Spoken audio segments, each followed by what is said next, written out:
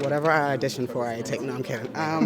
No, it's the story about first of all, the system and how black and brown people are incredibly, unfortunately, not supported when they come out. And Ricky's young, 30. He spent most half of his life in jail.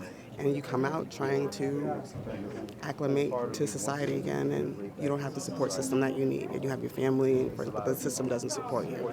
And I play Cheryl, who is also affected by the system, but finding her love in special places, I guess.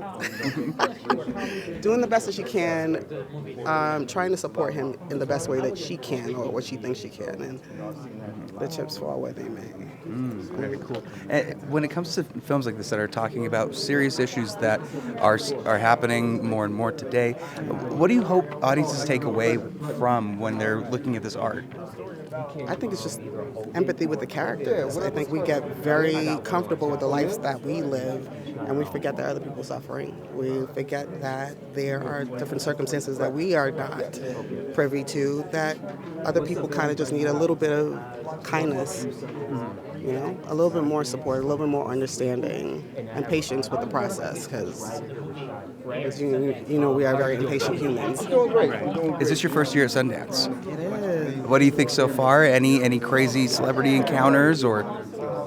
I think the only crazy encounter for me has been the headaches, because I was not, I wasn't aware that the air pressure was what it is. So it took a minute to get out of the headaches that I had. Lots of medication. So On behalf of Utah, we apologize. Beautiful. No, don't apologize. The city is beautiful. The landscaping is beautiful. It's such a sweet and quaint city. So I'm grateful to be here. We're happy to have you. I can't wait to see the movie. Congratulations. It's not. It's my first time in a few years. So maybe since 2017 or something like that. So it's good to be back. It's not snowing and it's not a blizzard. So it's amazing. It's maybe the first time ever that the Sundance has not had snow falling down. Talk to me about what it was like being approached for this role and how you found your character as you were filming.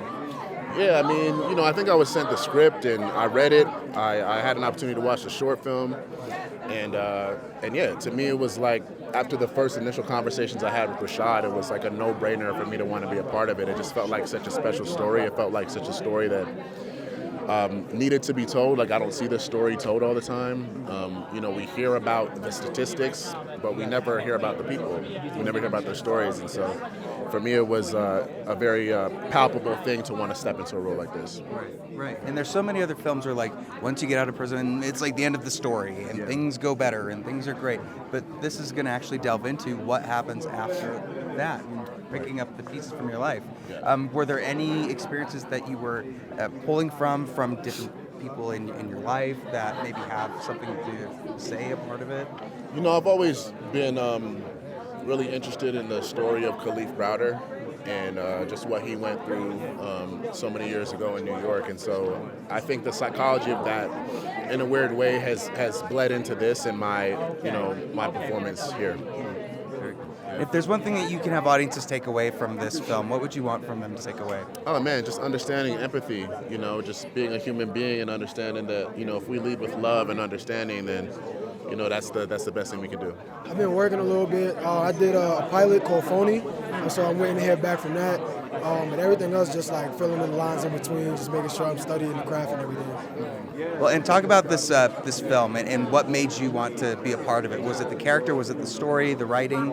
I think it was a little bit of both the character and the story. The overall story, but also the story of the character. I'm an older brother myself, and in this film I play a younger brother, which is a bit of a different dynamic, but I also get to be a piece of myself in a way because my older brother gets locked up.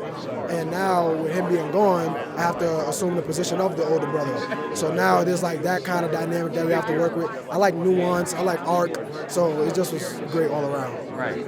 Well, when it comes to telling these stories where we're trying to shed light on people that are after prison, there's more to do. Like, there's more work. In a lot of ways, there's not a chance for you to grow from there. What do you hope audiences take away from that message message leaving the theater? What do I hope audiences take away from the message of? When they leave the theater.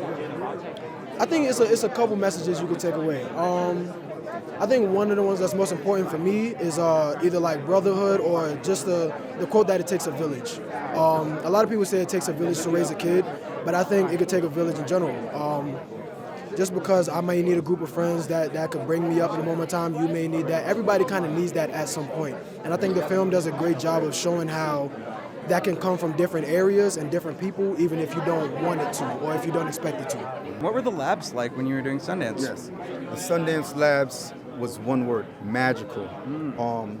The Sundance Institute has been extremely supportive in this entire process, and they gave honest, sincere notes, and it just really propelled the project to the next level. We were writing, me and my co-writer Link Young.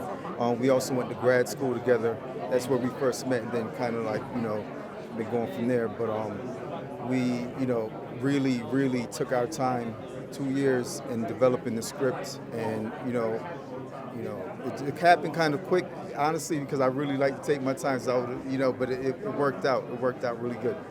Well, and talk about the writing process. What first inspired you to take on this, and how did the writing process change as you were working on it? Yeah, so just living in my community, seeing a lot of my friends and family members that unfortunately went through the criminal justice system and experienced recidivism. One of my cousins, for example, tried to do the right thing when he got out, and he had trouble getting work. Had trouble just adjusting, and then the thing is, he tried to get specific jobs that he wanted, because he could find jobs, but it was specific jobs that he wanted that he couldn't get, and then he unfortunately resorted back to his old ways, which landed him back in prison, which landed him next step deportation. A lot of my family members are Caribbean, so they would get shipped back to a country that they were gone from for many, many years, and they had the struggles with that. And Ricky, for example, he's a byproduct of his father being deported because his papers expired, and without that father figure in this house, laying into trouble, and that's from the perspective the story's in. And it's such a timely story, especially with lately, with President Trump now rolling back diversity, equity, and inclusion jobs, and different companies changing things with that. What is your response to that, and what do you think this film can do to help change people's perspectives about that?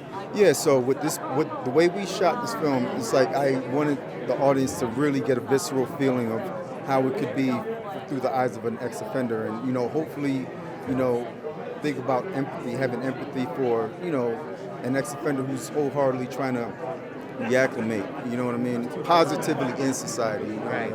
Yeah.